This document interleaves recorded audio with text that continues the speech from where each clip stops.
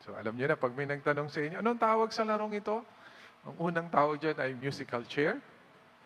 Pero merong matalino, nag-aral, kinonek itong gospel na ito, sa larong yon, pinag-aagawan yung upuan. Kaya alam niyo na yung trip to Jerusalem. Nag-aagawan sa upuan. Sino ang nanalo? The Lord be with you. And with your spirit. A reading is from the Holy Gospel according to Matthew. Glory to you, O Lord.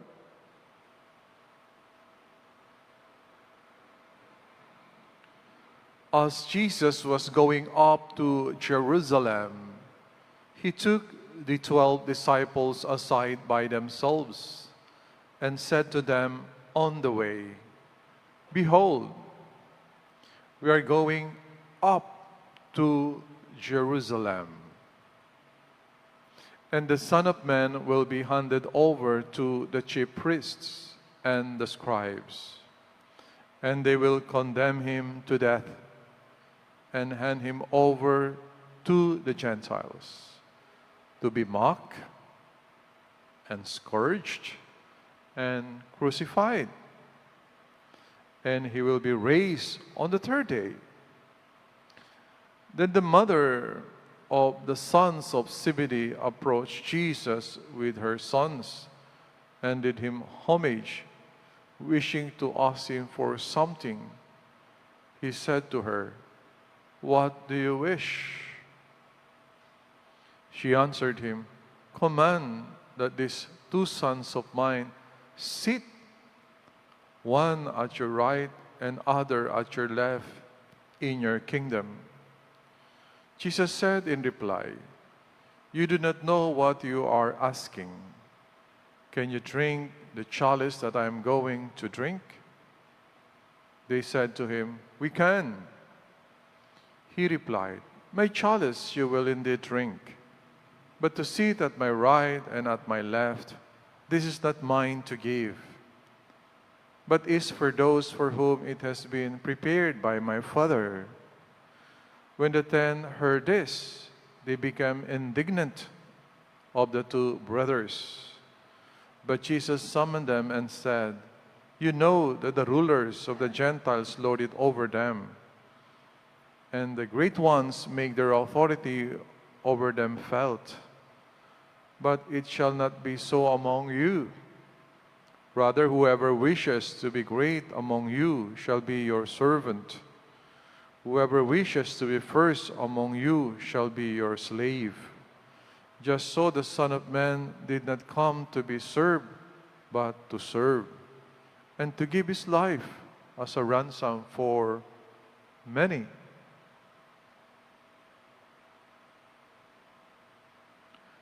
The Gospel of the Lord. Praise to you, Lord Jesus Christ. The sad reading is from the Gospel of Matthew, chapter 20, verses 17 to 28. Let us pause for a while and let us reflect on the said Gospel.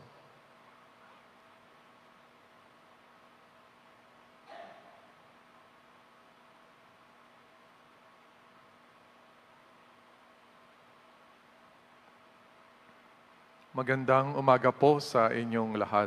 Magandang umaga po, Father. Muli po, batiin natin yung mga katabi natin. Magandang umaga, good morning. Good morning po.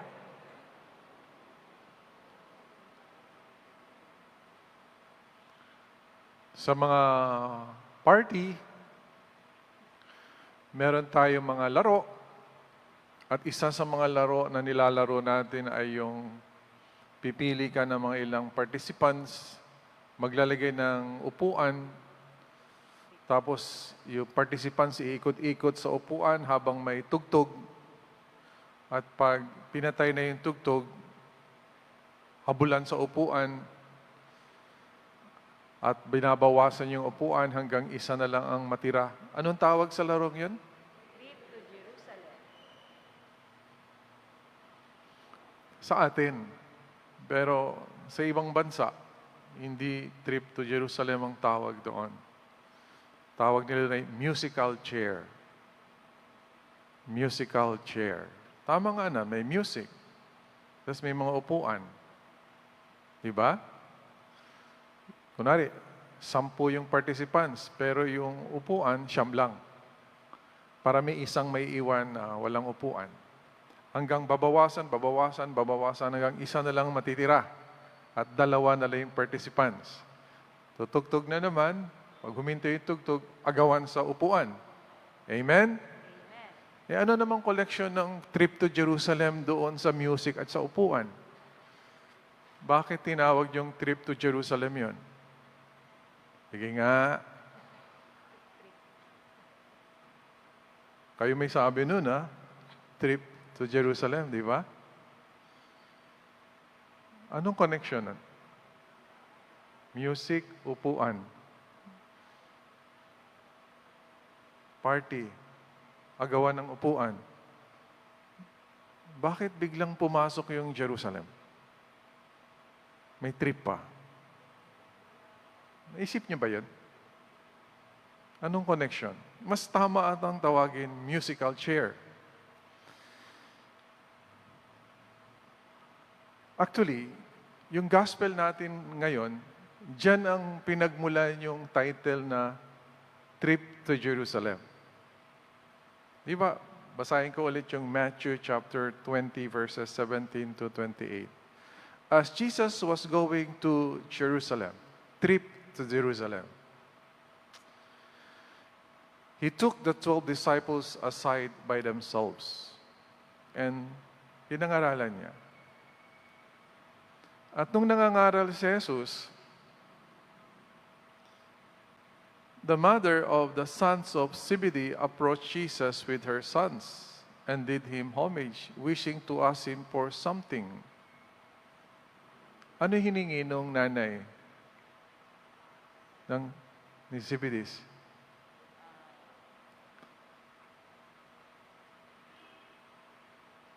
She asked him, "Command that these 2 sons of mine sit, one at your right and the other at your left in your kingdom."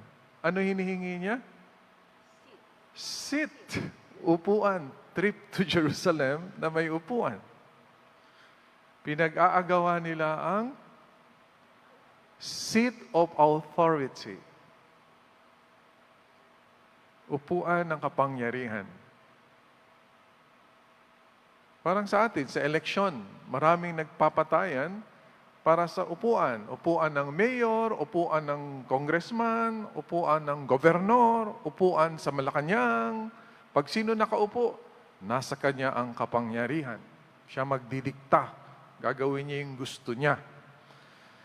So, nung narinig ng mga kasamahang disipulo ni Jesus na gustong umupo itong mga Zebedis na to, ano naging damdamin ng mga ibang disipulo?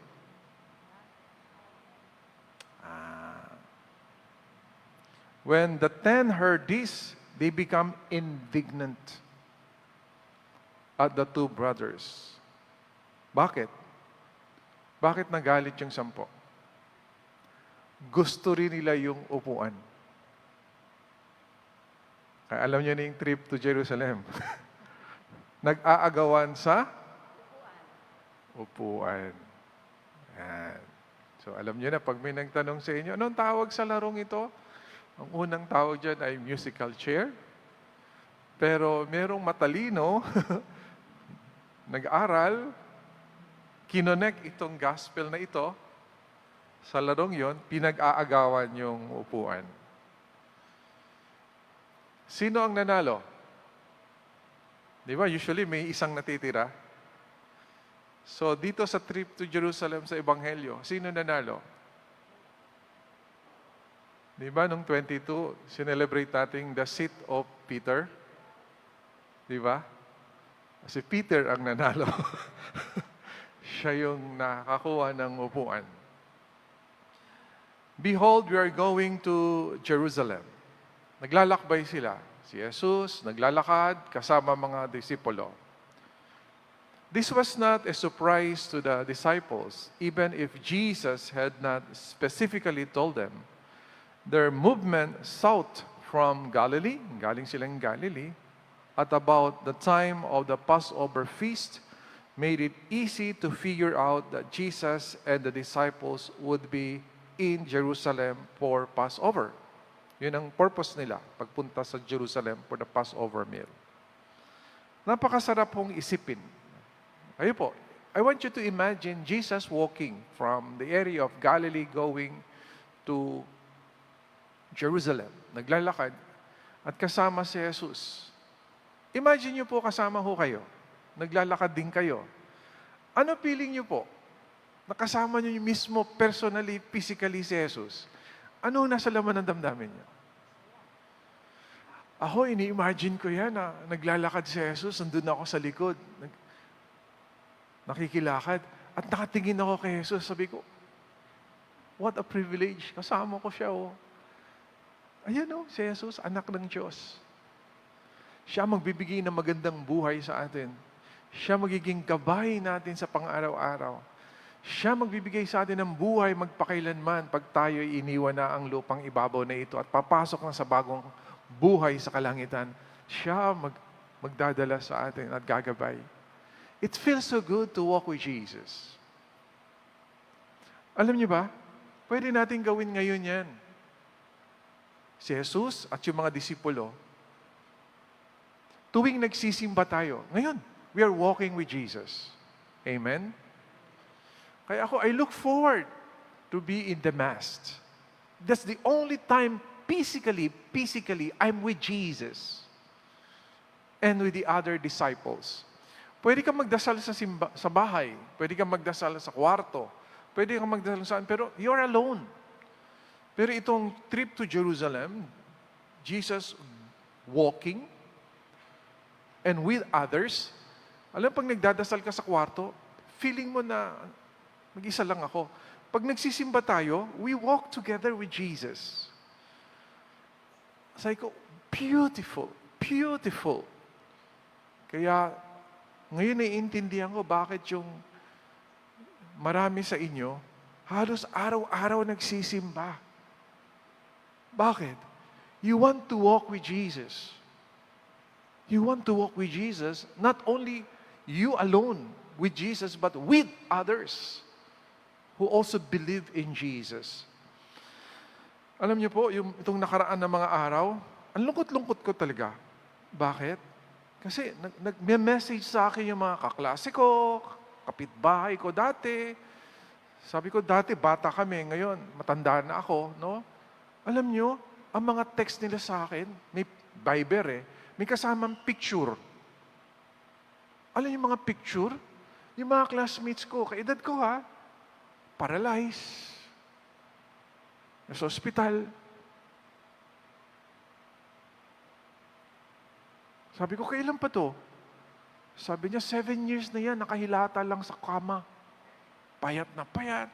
Sila yung mga gwapo, magaganda nung panahon namin. Ngayon, wala. Butot balat, nakaganon. Kung humihingi ng tulong, sabi ko, padala ako ng pera sa Viber, sa GCash. Padala ako, tulong. Sabi ko, napakaswerte ko pa rin. Naglalakad ako. Hindi ako nakahilata sa kama. Hindi ako sinusubuan, wala akong swero. Marami palang mga kaedad ko, kaibigan ko, kaklase ko, kapitbahay ko, wala na. Buhay sila pero nakahilata, sinusubuan, hindi makapunta sa CR, binubuhat. Kaya sabi ko, yung maglakad ka mula sa bahay niyo papuntang simbahan, anong gusto niyo? Araw-araw naglalakad kayo papuntang simbahan at magsisimba? O araw-araw nakahilata kayo sa kama dahil paralyzed kayo? Kaya mas gusto ko ng ganito. Tapos busy ka sa pagpapakain sa mga mahihirap, busy ka sa mga formation, busy ka sa prex, no? Busy ka sa mga katikisim sa mga bata. At least pinagkakaabalahan mo araw-araw, paano magdala ng mga tao at kaluluwa sa Diyos?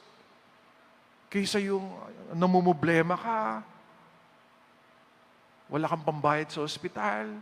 Saan mo kukunin yung perang pambili ng gamot? Sino na naman yung kaibigan, kaklase mo na ite-text mo para may makain ka at may panggamot ka bukas, no? Tis tayo, hindi natin problema yon. You're sitting there, you're walking with Jesus, you're listening to the words of God, and you're strong. You're strong. Kaya sabi ko, what a privilege. As Jesus was traveling to Jerusalem with the 12, just prior to the first Holy Week, Jesus spoke openly and clearly about what could be waiting for Him in Jerusalem. Binalaan na rin niya yung mga apostoles na may pagsubok, pero habang kasama niyo ako, malalampasan natin yan. Yun ang maganda. Doon tayo panalo. Yung mga kaklase ko, kaibigan, kapitbahay ko na nakahilata, karamihan sa kanila hindi nagsisimba eh. Hindi nagdarasal. Walang Diyos sa buhay. Wala. Nilakbay nila ang buhay mag-isa. Kaya yun, knock out sila. Kaya tayo, at this age, we are still strong, we are still active, because we never journey with all the troubles of life by ourselves. Yun yung meron tayo na wala sila. Sinulo nila ang pagsubok ng buhay. Tayo, we walk with Jesus, trip to Jerusalem. Oftentimes, the full message of the gospel is difficult for us to accept. This is because the full message of the gospel will always centrally point us to the sacrifice of the cross. Na maraming tao, kaya hindi nagsisimba, hindi nagdarasal, pilit nilang iwasan yung cross o pagsubok ng buhay. Hindi nila alam, papunta sila doon sa pagsubok ng buhay na yon at nag-iisa sila. Tayo alam natin, ang cross ng buhay ay parte ng buhay, pero sinama natin si Jesus sa ating paglalakbay. Sacrificial love and the full embrace of the cross needs to be seen, understood, loved, fully embraced, and confidently proclaimed. Jesus was not afraid of the truth. He knew that His suffering and death was imminent, and He was ready and willing to accept this truth without hesitation. He did not see His cross in a negative light. He did not look at it as a tragedy to be avoided. He did not allow fear to deter Him. Instead, Jesus looked at His imminent suffering in the light of truth. He saw His suffering and death as a glorious act of love that He was soon to offer, and therefore, He was not afraid to not only embrace this suffering, but also to speak of them with confidence and courage. In our own lives, we are given the invitation to imitate Jesus' courage. Yun yung mensahe. Yung mensahe yung to imitate Jesus' courage. Kaya tayo naglalakbay kasama sa Jesus, we want to emulate the courage of Christ. Nangunguna siya sa paglalakbay natin. At alam natin yung dulo ng paglalakbay ni Jesus at kasama tayo, ipapako siya sa krus, pero hindi siya lumalakad palayo sa krus, kundi papunta sa Jerusalem kung saan doon siya ipapako. Pero hindi niya tatakbuhan yan. Haharapin niya yan with courage. Kung yan lang makapagliligtas sa sangkatauhan, yayakapin niya ang cross. He has the courage to face the cross because He loves us. Yun eh. Pag-ibig talaga. Sinusundan natin si Jesus, nagsisimba tayo ngayon dahil mahal natin din si Jesus. At alam natin na kasama si Jesus sa paglalakbay sa buhay, kaya nating yakapin ang cross ng buhay. When this happens, some of the most common temptation, yung weakness ng tao pag nakaharap ng pagsubok sa buhay, ano ang nagiging ugali natin pag may pagsubok? Nagagalit tayo. Yan na naman. Problema na naman. No? Si Jesus hindi. Hindi siya nagalit.